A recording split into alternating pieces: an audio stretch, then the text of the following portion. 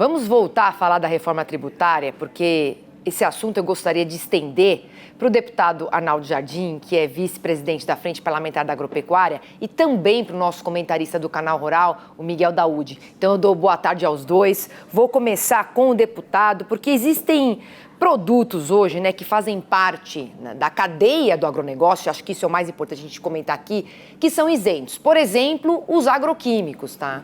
E agora eles vão passar a ser tributados com um certo desconto. Eu queria a sua avaliação, deputado, e te desejo aqui as boas-vindas. Obrigada por nos conceder seu tempo aqui para falar desse assunto tão importante. Bem-vindo.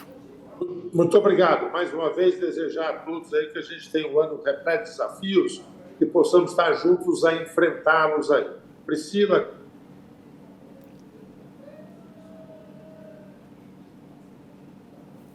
Acho que a gente perdeu aqui a conexão, a gente estava com problema de conexão com o deputado. Eu vou fazer o seguinte, eu vou falar com o Daúde também, porque passo essa pergunta para você, né, Daúde? Porque a gente sempre também tem que olhar todos os pontos que impactam o nosso agronegócio. Antes de também falar do Fiagro, que a gente vai falar sobre isso, queria que você colocasse, então, a sua opinião a respeito desse assunto. Bom, Priscila, você sabe que hoje nós temos aí uma boa relação de isenção da cesta básica. Só que, para você produzir essa cesta básica, evidentemente, você tem custos, né? E parte desses custos, com essa reforma, que vai ter uma implantação gradativa, pode ser alterado pela tributação, porque hoje tem produtos que a tributação é zero, né? E quando você fala, olha, eu vou te dar um desconto nesse produto, quer dizer, na realidade, o aumento vai ser de 100%, independente de você pagar hoje o imposto de 40% ou 60% que vai ser arbitrado. Então, isso, sem dúvida nenhuma, é um ponto, né, que provavelmente o deputado Arnaldo Jardim, que é um ferrenho defensor do agronegócio, ele vai, né, nessa... não sei se vai caber para discutir isso ainda, né, Arnaldo? Essa questão que já foi definida. Tem outros pontos que sim. Mas, Priscila, o Arnaldo voltou, vamos lá. Quando começamos a discussão em torno da reforma tributária, a avaliação que nós tínhamos é que o agro estava perdendo o jogo e muito na defensiva. Eu diria assim, estava 3-0, a gente teve que buscar a bola no fim do jogo, da rede, voltar para o meio de campo e tentar virar o jogo. Primeiro, havia uma disposição de taxar o agro. Na medida constitucional, emenda constitucional aprovada e agora na regulamentação, a FPA atuou muito firme, muito duro com as entidades. Primeiro desafio era deixar claro que o agro é uma cadeia, como você mencionou. A Priscila havia referido à questão dos agroquímicos e à questão dos insumos. Nós discutimos isso à exaustão, nós consideramos que nós conseguimos uma boa definição sobre isso, conceito de cadeia, conceito de insumos. Para vocês terem uma ideia, no último momento, nós conversamos muito com todo o setor de defensivos e de adubos também. Nós tínhamos que caracterizar aqueles produtos que eram usados na formulação, porque se eles entram tributados, mas se eles são depois diferidos na cadeia, isso significa uma neutralidade tributária. E a nossa avaliação é que isso ficou garantido.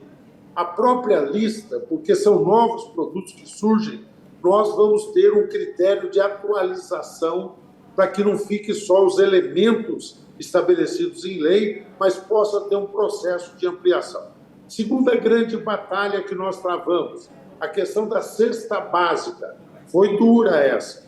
O governo não compreendia, insistia só no sistema de cashback, voltar, todos pagariam e depois seria feito um retorno, não acreditávamos, insistimos, prevaleceu isso, a isenção da cesta básica. Depois, o próximo momento foi discutir o que compõe a cesta básica, o que integra a cesta básica. E nós conseguimos avançar particularmente na questão de proteínas, que havia também uma incompreensão sobre isso. Um terceiro aspecto importante foi para nós a questão dos franqueados. O Miguel é um craque nesse estudo, economista com foco na questão rural. Você conhece bem a realidade, Priscila. Nós temos a questão dos franqueados, a questão dos integrados, particularmente no setor de granjas.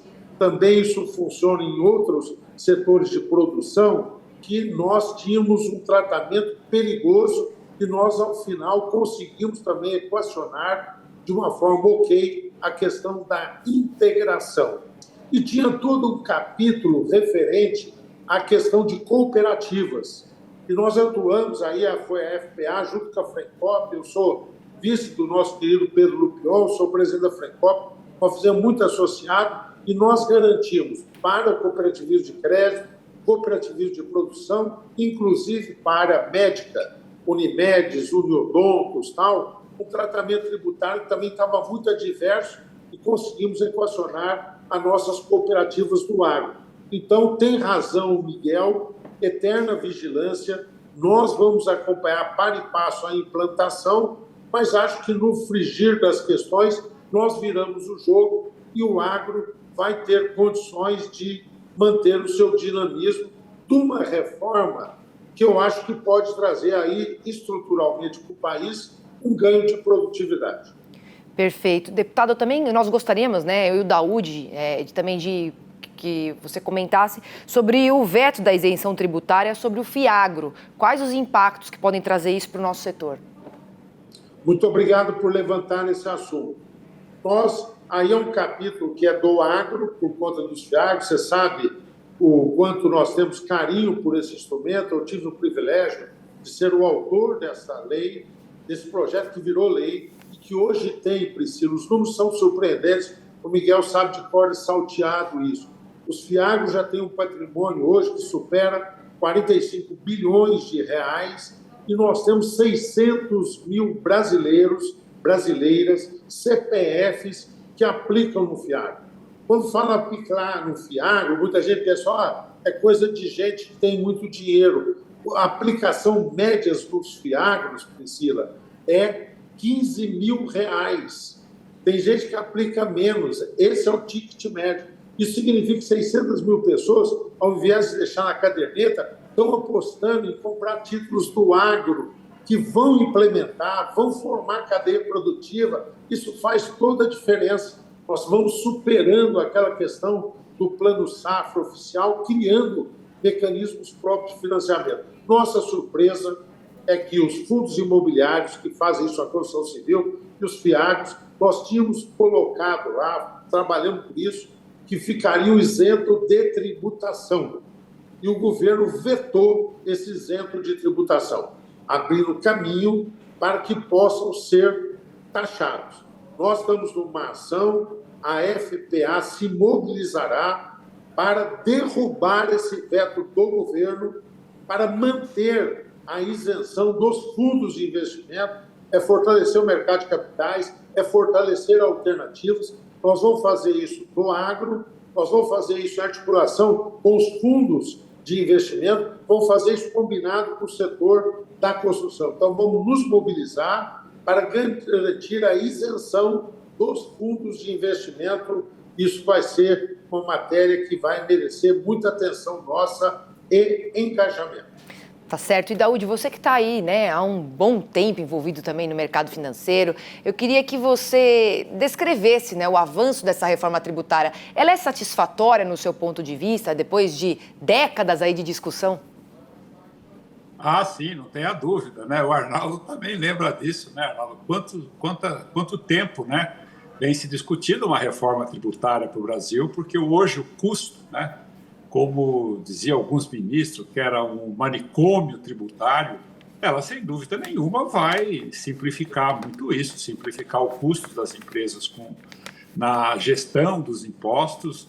Ela tem, sim, alguns aspectos que trazem, sem dúvida nenhuma, benefício, né? Você tem aí uma forma de distribuição dos recursos municipais, né? Você tem aí mais de 5 mil prefeituras concordando com isso, os estados. Então, ela sim traz. Agora, como o Arnaldo colocou, eu concordo plenamente com ele, temos que estar sempre vigilantes. Agora vai ter a implementação, né? Vão ter aí projetos de lei, vão ter leis que vão regulamentar tudo isso, e tem que ficar atento, porque numa dessa pode haver alguma alteração, porque você sabe, o limite é 26,5%, se eu não me engano, e ela já está em 28%. Provavelmente vai ter que fazer uma alteração, né, para poder chegar nesse limite. Mas, Priscila, se você me permitir rapidamente, eu queria fazer uma pergunta para o Arnaldo.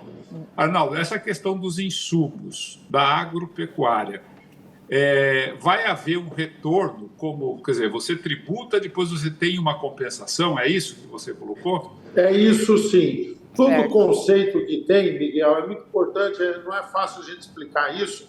Agora você vai pagar mesmo o tributo na ponta, é o IVA. Correto. Né?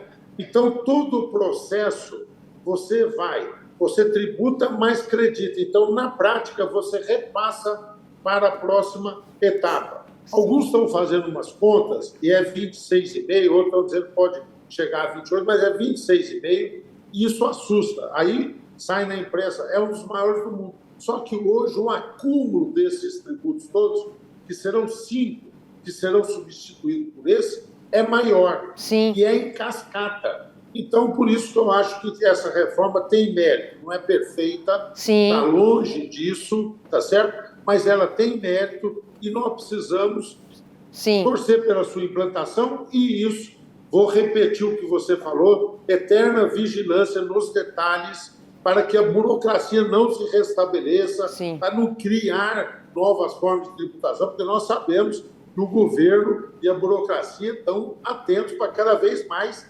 garfar isso que é exatamente a possibilidade de renda do brasileiro. Infelizmente, nosso tempo aqui é curto, gostaria de estender aqui a conversa, mas agradeço a participação dos dois. Deputado, obrigada aqui pela sua disponibilidade. Miguel Daúde aqui todos os dias conosco, obrigada. Tenha um excelente fim de semana. Muito obrigado.